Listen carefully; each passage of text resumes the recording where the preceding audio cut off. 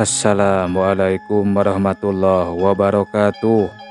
Urang ngadongeng deui mitra-mitra pemirtub. Direncangan ku Mang Guru. Mang Guru seja neraskeun hanca carita anu katunda kalayan judul Indung Beurang. Ieu dongeng karangan Muhammad Fadil. Sok sanaos ieu dongeng digarap ku Mang Guru kalayan sing sarua basajan. Mudah-mudahan sasieun sabeuneureun sing ngajantenkeun panghibur kana kalebu, pangbeberah kana manah. Oge etang-etang iri ngarojong ngadeudel kana lumangsungna ieu acara dongeng di channel YouTube Dongeng MGR. Tong hilap diantos ku Mang Guru jempolna, komentarna atanapi pairanana. Oge boh bilih teu acan subscribe diantos subscribe-na. Hatur nuhun sateu acana. Mohon supados teu nyangkolong kana waktos, mangga urang sami-sami ngabandungan deui kumaha jujutan ieu cariyos. Sok kaparayun sadayana.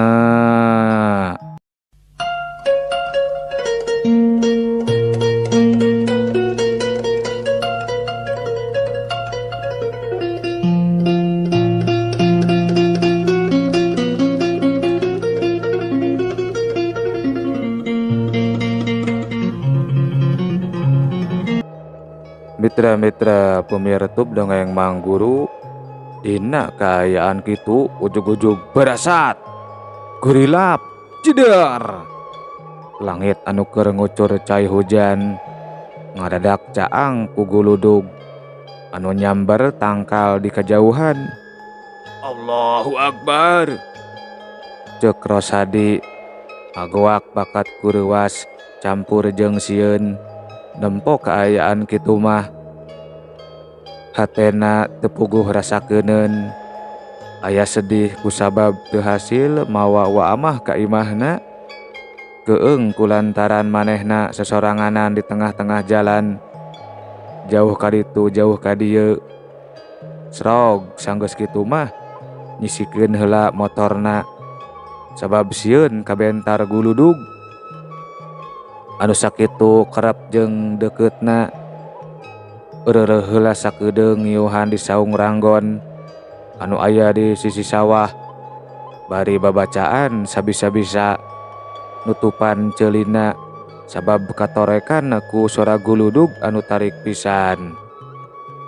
Aduh Nyai, utun hampura, akang teu hasil mawa waamah ka bumi. Sing lungsur langsar atuh utun, sing hawatos ka bapa sareng ibu anu dedeupeun. Gitu cenah ceuk Rosadi sasambat kanu jadi anakna anu masih keneh dina kakandungan pamajikanana. Dina kaayaan kitu ujug-ujug gorobas. Dua kelembang jirim hideung ngabelesat sakilat meuntas leuweung asup kana dapuran pare anu sedeng gede tapi teu katempo jelas hidik poek mongkleng. Rosadi rewas teuing ka sababaraha kalina kana tetempoanana. Tiris jeung sieun pacampur, tapi leuwih sieun deui nempo dua jirim anu bieu ngaliwat ka hareupeunana. Geuwat ngarontok deui motor, ngagas satarikna, ngabiur ninggalkeun eta patempatan. Bari babacaan sabisa-bisa sapanjang jalan. Sakedap Mang Guru bade ngahaturkeun nuhun ka sapalihna para pemirtub anu parantos masihan pairan dina kolom komentar. Di antawisna kanggo Teh Anita Parel, teras kanggo Kang Kosdar sini, teras kanggo Kang Rikmar Firmansyah di Kaltim, teras kanggo Kang Prabu Arjuna, teras kanggo Kang Ujang Purnomo, Mamah El Hatman di Arab, teras kanggo Mamah Andri Maulana Karawang, teras kanggo Teh Iis Juliani di Cianjur, teras kanggo Neng Dokcan Yulinda Belia di Tasikmalaya. Neng Dokcan sok fotokeun ka Mang Guru bocilna anu jagoan silat teh. Cager pohara Neng Dokcan manya bayi geus jago silatnya. Teras panginten anu terakhir kanggo Esteradelaide. Luka di mana nya hilap deui Mang Guru teh. Bawana hatur nuhunnya kana pangrojongna. Wilujeng wayah kieu wilujeng ngadanggukeun wae kasadayana. Mangga ieu dongeng urang teraskeun deui. Mitra-mitra pemirtub dongeng Mang Guru Rosadi karak ngurangan gas motorna sanggeus nepi ka pengkolan deket imahna. Awakna anu ngagibrig tiris pacampur jeung kesang kasieun. Asa aya tukangeun anu ngudag-gudag manehna nepi ka imahna. Rag motor eureun diburuan imahna. Katempo di jero aya sora anu keur ngawarangkong.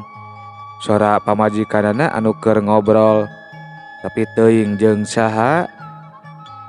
Kapan tadi teh pamajikanna boro-boro bisa ngobrol jeung seuri. Anu puguh mah keur adu glajer nahan kanyeri rek ngajuru. Naha ari kiwari geus cager kitu. Eta saha deui anu keur ngobrol jeung pamajikanana? Ah moal kitu biincum tatangga manehna anu karunyaeun ngadenge pamajikanana anu jerit jempling. Loba kapanasaran dina jero hatena Rosadi. Sanggeus kitu mah kalacat. Manehna naek kana golodog imahna. Reket nyurungkeun panto imahna anu teu dikonci. Kituna teh satuluyna uluk salam. Assalamualaikum. Nyai hampura. Rosadi tekedal kabeh omonganana.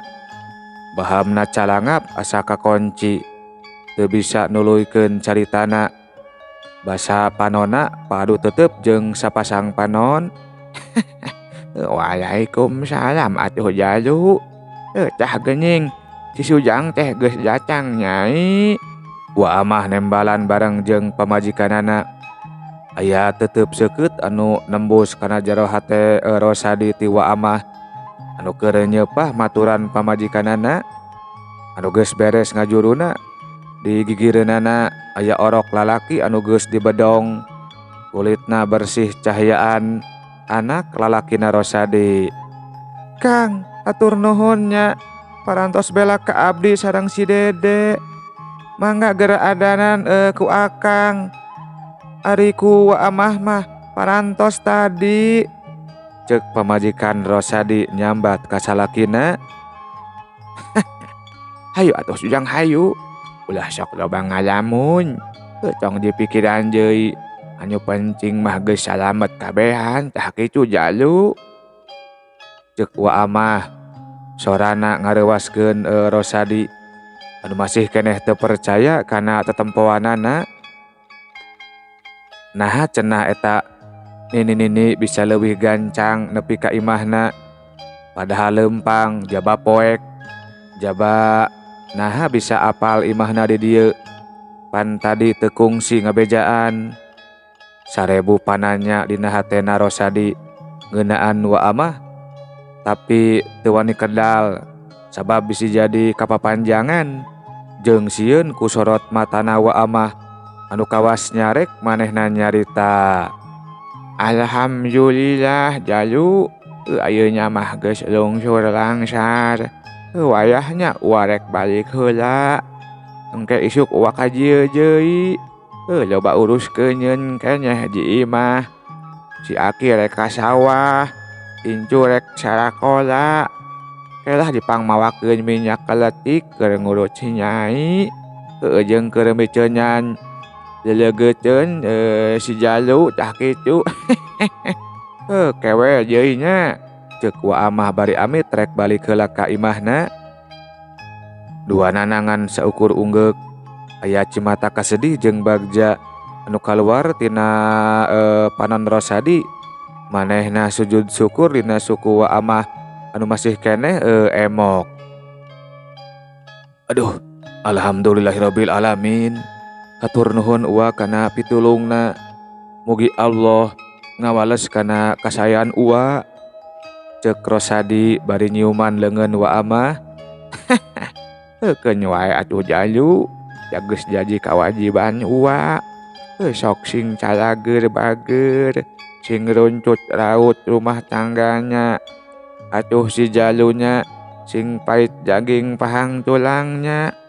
Kekalayan sing jadi kareus injung bapaknya. Cek Wa Amah. Pepeujeuh bari ditungtungan ku seuri. Leungeunna marsihan huntuna anu beureum urut nyeupah ku sisigna. Mitra-mitra pemireutup dongeng Mang Guru, kadenge aya sora serak serak serak. Awas aya sora anu cacakar kana bilik pipir imahna Rosadi. Ngan gebeg Rosadi jeung pamajikanana reuwas ngadenge sora eta. Ari Wa Amah mah tonggoy we bangun anu teu nyaho. Meresan kantong leutik anu eusina seupaheun jeung samping kebat lerengna. Ajuh, poho. Caji, waceh mawa ucing. Keboa nyusul ka dieu kitunya. Geus nya uwa rek balik heula. Balik orok mah geus dikubur ku uwa di pipir tah kitu jalu. Cek Wa Amah bari tuluy kaluar ti jero imah Rosadi. Wa sakedap. Ieu hatur lumayan kanggo ngagaleuh seupaheun. Cek Rosadi bari ngeupelan duit ka Wa Amah. Pamere ti lurah Barna teh ya. Si Ujang, nyuhun nya nyuhun. Cek Wa Amah bari nyelapkeun duit kana jero kutangna. Rosadi nutupkeun panto imahna bari asa aya anu poho. Astagfirullahaladzim. Naha cenah manehna teu nawaran deui nganterkeun Wa Amah balik. Rosadi buru-buru muka deui panto imahna. Tuluy gegerewan nyalukan Wa Amah, tapi lebeng anu digerewan teu katempo jeung teu aya nembalan. Susulan atuh Kang, jajabkeun hawatos. Cek pamajikan Rosadi nitah kasalakina. Mohon Nyai, antosan sakedapnya. Cek Rosadi bari ngahurungkeun motorna. Tapi geus sababaraha kali nyelah teu hurung wae. Panasaran muka tutup tangki bensina. Da geuningan loba keneh. Busina dilaan tuluy dibersihan, dipasang deui. Anger wae teu hurung. Kawas anu nyaram manehna indit ti imahna.